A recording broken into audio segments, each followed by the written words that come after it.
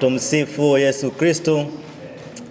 Mbele yenu nipo hapa kuwakilisha idara ya habari na mawasiliano ya Young Africans. Kama ambavyo mnafahamu, meneja habari na mawasiliano ya Young Africans Ali Shaban Kamwe yuko pamoja na timu mkoani Kigoma, ambapo Young Africans kesho tutakuwa na mchezo wa ligi ya NBC dhidi ya Mashujaa pale Kigoma, na amenituma nimwakilishe hapa na kueleza yale ambayo Young Africans imeweza kutangaza kupitia idara ya habari na mawasiliano, ikiwa mapema leo kupitia press release. Uongozi wa Young Africans Sports Club kupitia kamati ya utendaji imeweza kuwachagua wajumbe watano wa kamati ya uchaguzi wa Young Africans Sports Club 2026. Kamati hii ikiwa na mwenyekiti ambaye ni Advocate Malangwe Ali Mchungahela pamoja na makamu mwenyekiti Samuel Mangesho, Advocate Samuel Mangesho. Sasa nichukue nafasi hii, nitumie fursa hii kuweza kumkaribisha mwenyekiti wa kamati hii ya uchaguzi wa Young Africans aweze kuzungumza, aweze kutoa taarifa za uchaguzi huu kwa wapenzi, wadau, mashabiki wa Young Africans pamoja na nyinyi wanahabari. Advocate Mchungahela, press hii ni yako uweze kuzungumza na wapenzi, mashabiki na wanachama wa Young Africans kuhusu uchaguzi mkuu.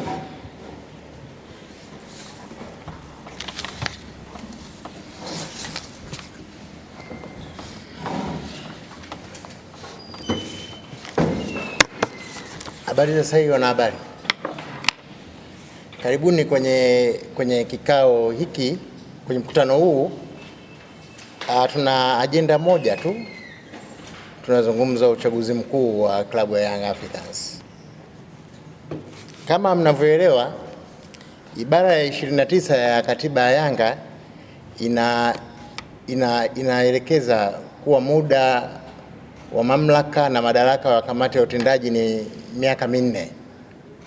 Kwa maana hiyo, kila baada ya miaka minne tunatakiwa kufanya uchaguzi mkuu, na uchaguzi mkuu uliopita tulifanya mwaka 2022 na sasa ni 2026, tulifanya mwezi wa 7. Kwa hiyo kamati ya utendaji inaelekea mwisho muda wake wa utawala. Sasa kama kawaida yetu, kwa utaratibu wa katiba, wajumbe ambao wanaingia kwenye mkutano mkuu kupiga kura wanatoka kwenye matawi yaliyokidhi vigezo vya kisheria. Manake tuna sheria, katiba yetu yataka wajumbe watano kutoka kila tawi. Wajumbe hao nao uchaguzi wao ulifanyika mwaka 2022. Maana yake kwamba mpaka leo mwaka wa 4 muda wao umekwisha. Sasa kabla hatujakwenda kwenye uchaguzi mkuu, lazima tupate wajumbe wa mkutano mkuu ambao wanatoka kwenye matawi, ambao ni mwenyekiti, katibu, mweka hazina na wajumbe wawili wa mkutano mkuu, ambaye mmoja ni mwanamke kama yupo. Kwa hiyo kupitia mkutano huu natoa wito, kamati ya uchaguzi inaelekeza matawi sasa, kwanza kuhuisha kamati zao za uchaguzi ama kuteua kamati za uchaguzi kuanzia kesho, alafu waanze mchakato wa kufanya uchaguzi kwenye matawi kuanzia kesho tarehe 13.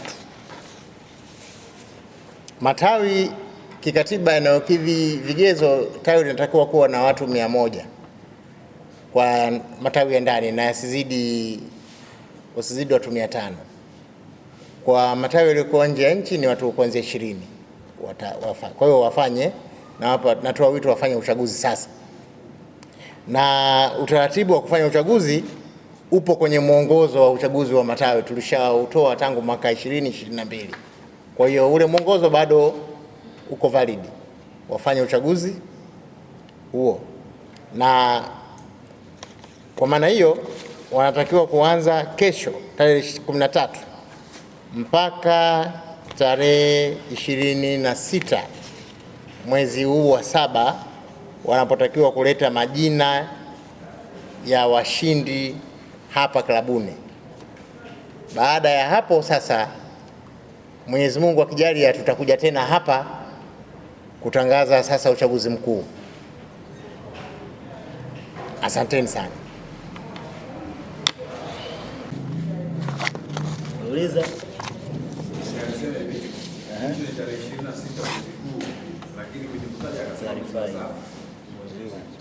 Tarehe 26 mwezi wa 6 ndo maana yangu.